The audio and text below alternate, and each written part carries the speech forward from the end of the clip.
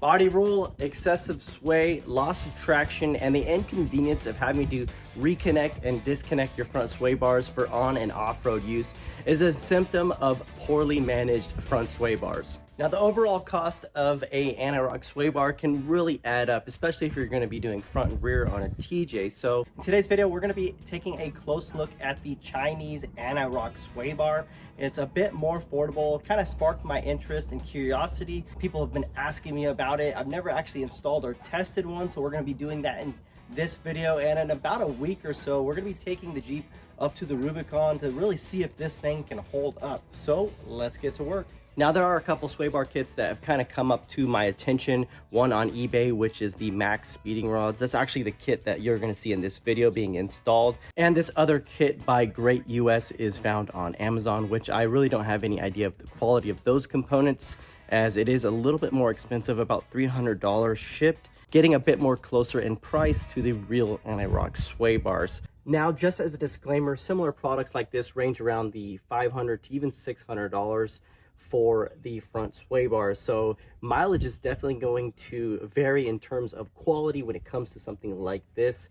So I picked mine up for 200 bucks. I feel like it was kind of a really inexpensive replacement for my factory sway bars. Maybe it was an upgrade. So with that being said, we're going to install it and go ahead and give you guys my final thoughts at the end of this video.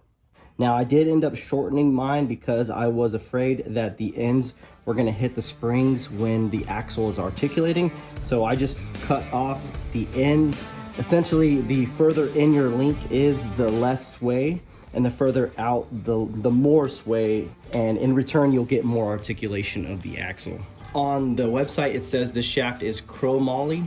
If I were to upgrade any of this, it'd probably be this, maybe some turkite, or a nylon bushing, or true nylon bushing. This seems like a cheaper grade. Just a disclaimer there. And then we have some of the bolts that go on the ends. They say they're 8.8 with a thick fender washer. We'll get some blue Loctite on those. These bolts thread into the end of the shaft that secure the arms. And then, yeah, very self-explanatory. We'll go ahead and get this set up in the Jeep. I went ahead and taken a sanding wheel with my drill and just honed out the inside so there's no burrs, and this thing will smoothly drive in and be somewhat of a press fit. I went ahead and painted any surfaces that could possibly rust. Now we're just gonna press in this bushing.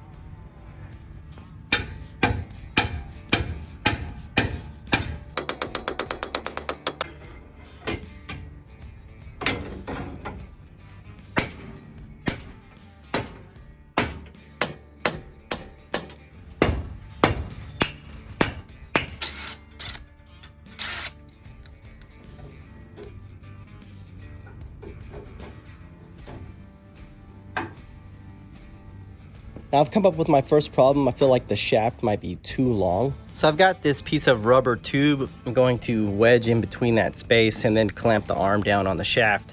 This is what it is. And maybe somewhere down the road, I'll get some thrust washers at that diameter and just fill in the gap so this arm doesn't have a way to walk inward toward the bolts for the steering box.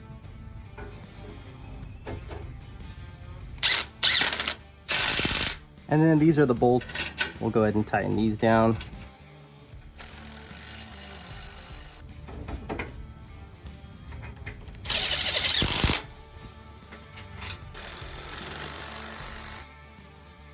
Now, I must say it is pretty stiff. Ugh. So the nylon bushings seem to be pretty tight. If that's nylon, I feel like those are gonna go first. If I were to upgrade those bushings, I'd probably go with maybe a turkite or some kind of Teflon. But other than that, let's hook up the links here. Now, I've got the links on the arm and the axle side mount. This is the configuration you want your heims on the outside, on the arm, and then on the inside for the lower mount. And then I've just got 2 wrenches. I'm gonna go ahead and tighten both the heims up and then we will adjust this rod in or out. Now we're gonna go ahead and adjust the angle at which we want to adjust the arm. You want to make sure the arm is up high enough, that way when the axle droops, they don't flip or basically invert at this joint here.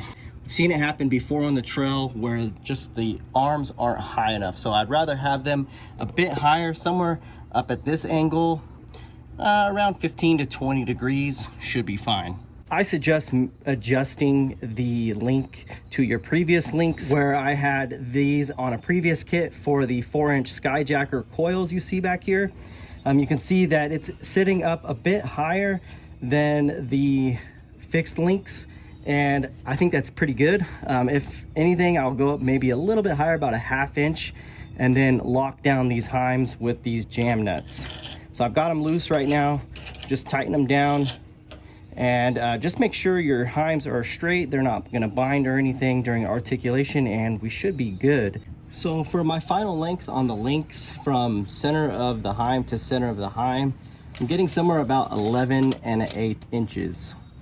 So I think that's gonna be just a bit longer than my other fixed link from the 4-inch lift, and I think we're gonna be good there. This is more of an off-road setting, so you can articulate more and have more up and down travel. This is gonna have less travel. So that's pretty much it. As far as the adjustment, we're done with the install. I did take this vehicle to the Rubicon. We just recently got back, and I thought the front sway bars did really well. It was very convenient not having to disconnect. And then I felt like I had some pretty good traction. All my wheels were on the ground. I do have limit straps in the rear to limit droop on the rear axle, because we've recently deleted the rear sway bars. You're supposed to have both rear and front sway bars working in conjunction just to keep the wheels planted on the obstacle. But I feel like this setup has been pretty decent, and over time I may have to adjust those links forward to get a little bit more stiffer in sway. Other than that, traction was really good. It came in at an affordable price. I do think just because of the convenience, it was worth the $200 in upgrading this from my factory sway bar. I was talking about upgrading the nylon bushings to maybe a Teflon, and then that space where I do think the shaft was made a little bit too long. Time will tell, and if you guys respond back in the comment sections, I can give you guys updates on this. But for now, if you guys like this type of content, testing things out, I do plan on testing more affordable option stuff on my TJ. Hit the like button. If you're new to the channel, definitely subscribe, and we will see you guys on the next one. Have a good day. Peace out.